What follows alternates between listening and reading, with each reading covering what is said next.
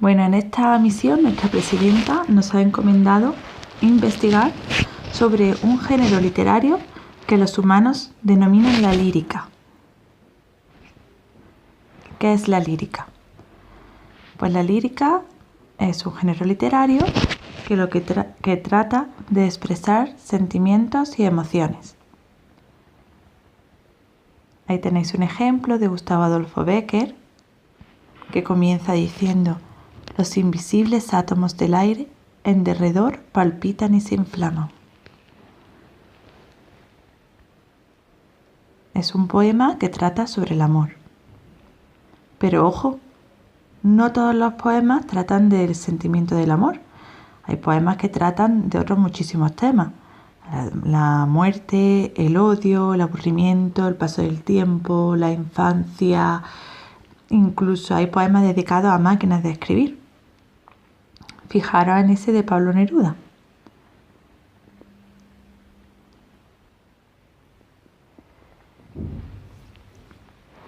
La lírica se suele caracterizar por el uso del verso, y aunque lo más común es que la lírica esté escrita en verso, en forma de poema, no siempre tiene por qué ser así. Hay veces que nos encontramos poemas en prosa o incluso textos escritos en verso que no son líricas, que cuentan historias, por lo tanto serían del género de la narrativa.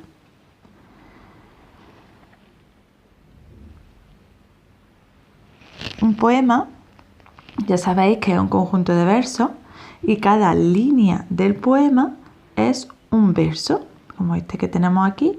Pues el poema sería el conjunto entero y un verso sería me aburro. Una de las características principales de los poemas es el ritmo, es decir, que se consigue leyéndolo en voz alta una cierta musicalidad. ¿Y cómo se consigue ese ritmo? Pues mediante la métrica y la rima. ¿Qué es la métrica? La métrica es la medida de los versos, es decir, el número de versos el número de sílabas que tiene cada verso. Según el número de sílabas que tiene cada verso, podemos distinguir dos tipos de versos, los de arte mayor y los de arte menor. Los de arte menor son aquellos que tienen 8 sílabas o menos y los de arte mayor los que tienen más de 8 sílabas. ¿Cómo averiguamos el número de sílabas que tiene cada verso? Pues muy fácil, contando las sílabas de cada palabra. Pero hay algunos truquillos. Recordad que si una palabra acaba en vocal y la siguiente empieza por vocal, se unen y se cuenta solo una. ¿Vale? Esto se le llama sinalefa. Y recordad que lo importante en el poema es cómo suena, no cómo se escribe. Entonces, si una palabra acaba en vocal y la siguiente empieza en vocal, pero hay una H, con una H en medio, no importa, sigue contándose como una sílaba, porque suena la vocal. Igual que la Y cuando suena como I latina. ¿Vale? Entonces, por ejemplo, ahí herido está, pues acaba en O, la otra empieza en E, se cuenta solo una sílaba. Además, la última palabra de verso es muy importante y según su acento podremos sumarle o restarle una sílaba. Si la última palabra del verso es aguda, se le suma una sílaba. Por ejemplo, en herido está don Tristán, como Tristán es aguda, es 7 más 1. Por el contrario, si es estrújula, se le resta una. ¿Qué verdes están tus árboles? Pues árboles es estrújula, 9 menos 1.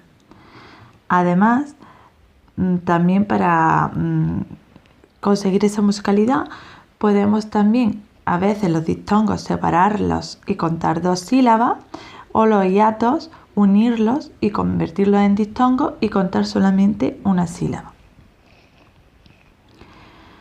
La otra característica para conseguir la musicalidad sería la rima. La rima se consigue haciendo que en la última palabra del verso, a partir de la vocal acentuada de esa última palabra, coincidan vocales o vocales y consonantes. ¿Vale? Por ejemplo, a un panal de rica miel, el primer verso abajo, presas de patas en él, ¿vale? La rima es en estos dos versos, en este caso, rima miel con él, porque la última vocal acentuada es la E, ¿vale? Miel. Entonces se corta a partir de la L, que coincide con el del último verso, L, ¿vale? Este tipo de rima es consonante porque coinciden tanto vocales como consonantes. Fijaros también en acudieron y murieron. Acudieron, la vocal acentuada es la E. Acudieron, murieron, ¿vale? Se corta a partir de la E. Y coinciden tanto las vocales, la E y la O, como las consonantes, la R y la N. Hieron. Por lo tanto, esta rima es consonante. Sin embargo, también puede ocurrir que solo coincidan las vocales. Entonces sería asonante. Fijaros los dos versos de abajo. Está cogiendo aceituna, la prende por la cintura. La última vocal acentuada es la U. Una y ura. ¿Vale? Coinciden la U y la A, pero no la N y la R. Sigue rimando, pero la rima es asonante. Bueno, los versos se agrupan en estrofas. ¿Vale? Si os dais cuenta, los poemas muchas veces están divididos como en pequeños parrafitos que se dividen entre sí porque tienen un espacio mayor entre estrofa y estrofa. Esos parrafitos se les llaman estrofas. Y según el número de versos en los que se agrupen, su medida y su rima, podemos distinguir distintos tipos de estrofas. Por ejemplo, cuando nos encontramos solamente dos versos, ya sean de arte mayor o menor, con rima consonante, hablamos de un pareado. Por ejemplo, el de Quevedo.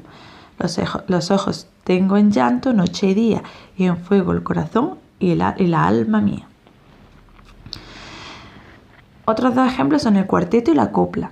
El cuarteto sería, tanto el cuarteto y la copla son estrofas de 4 versos, pero el cuarteto son versos de arte mayor con rima consonante, siguiendo el esquema A, B, B, A, y la copla son versos de arte menor de rima asonante, que siguen el esquema libre A, libre A.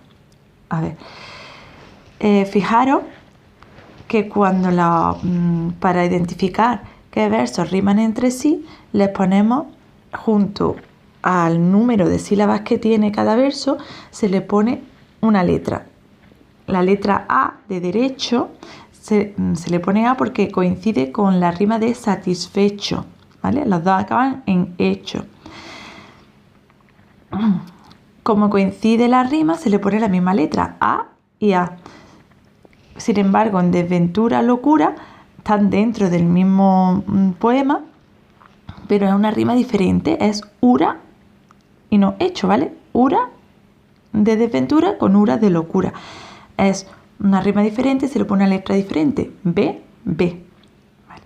Fijaros también que cuando los versos son de arte mayor, la letra de la rima se pone en mayúscula, y cuando